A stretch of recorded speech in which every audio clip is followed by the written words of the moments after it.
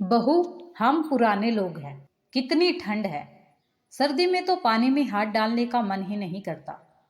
रात को रसोई का काम कर निपटाकर आई छाया रजाई में घुसते हुए अपने पति रजत से बोली, हाँ सच में लगता है इस बार ठंड सारे पिछले रिकॉर्ड तोड़ देगी। दोनों बातें कर ही रहे थे कि दरवाजे की घंटी बजी। लो, आ गए सासू माँ के रिश्तेदार। जब देखो कोई न कोई मुंह उठाई चला आता है। मैं पहले ही कह रही हूँ, मैं बाहर जाने वाली नहीं।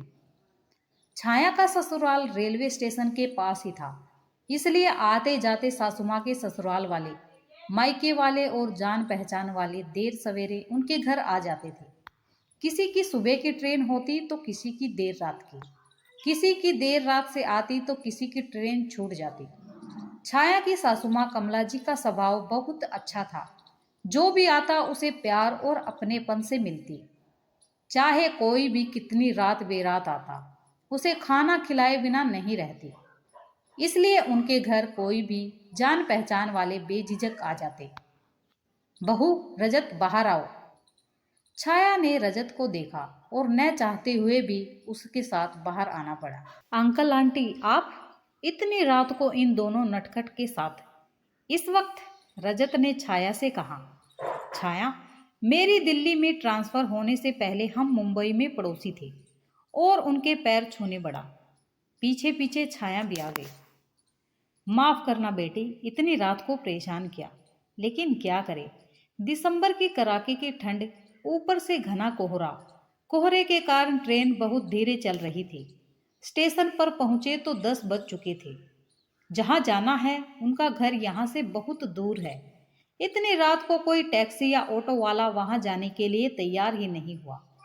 सोचा होटल में रुक जाते हैं, पर साथ में 2 जवान लड़कियां हैं। ये सोचकर मन नहीं माना। फिर तुम्हारी सास का ख्याल आया। फोन की बैटरी भी चली गई थी, नहीं तो फोन कर देते। छाया को देखकर झिझकते हुए शर्मा जी बोले, कैसे बातें कर रही हैं आप भाई साहब? ये आपका ही घर है, जब मन करे चले आइए। और ऐसी परेशानी में अपने ही तो काम आते हैं। ठीक किया जो आप यहाँ चले आई। जवान बेटियों के साथ किसी अनजान होटल में रहना सही भी नहीं होता। अंकल आंटी, आप सब मुंह हाथ धो लीजिए।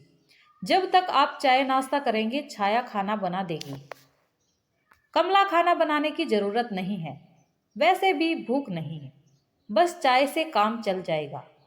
आंटी बोली, हम तुमको खाली पेट कैसे सोने दे सकते हैं? बस 15 मिनट में खाना बन जाएगा, खाकर आराम से सोना। रसोई में छाया सासू माँ से बोली, माँ जी, ये कोई आने का वक्त है? जो देखो मुंह उठाए चला आता है। आपके भोलेपन का सब बहुत फायदा उठाते हैं, और जब वो कह रहे हैं भूख नहीं है तो आप बेकार में जिद क्यों कर रही हैं? बेटा, ऐसे नहीं कहते, वो अपना समझकर ही इतनी रात को आए हैं। कोई बेवक्त किसी के घर यूं नहीं चला जाता, और घर आए मेहमान का यूं अनादर नहीं करना चाहिए। वो हमें परेशान नहीं करना चाहते, इसलिए खाना खाने के लिए मना कर रही हैं। भला दिन भर से भूख नहीं लगेगी क्या? सास बहू ने जल्दी से खाना बना दिया। सबको खाना खिलाने के बाद छाया बर्तन धोने लगी। भाभी, बर्तन हम धो देंगे, आप थक गई होगी, जाकर आराम करिए। स्वीता कविता ने जबरदस्ती छाया को उसके कमरे में भेज दिया। सुबह नाश्ता करके वो लोग जाने लगे। जाने से पहले उन्हें छाया को ढेरों आशीर्वाद दे दिया। उनका प्यार देखकर छाया को अपनी रात के बर्ताव में शर्मिंदगी होने लगी। कुछ दिनों बाद, बहू क्या बात है, इतनी परेशान क्यों हो?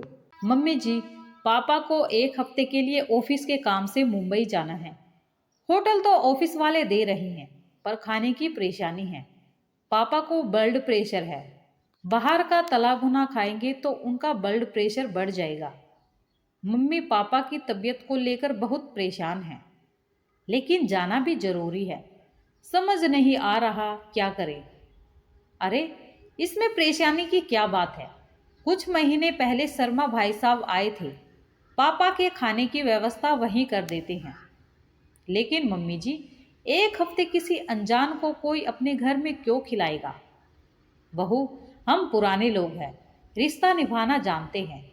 आजकल की पीढ़ी की तरह हर रिश्ते में नफा नुकसान नहीं देखते। फिर समधी जी अनजान कैसे हुए? वो घर के ही सदस्य हैं।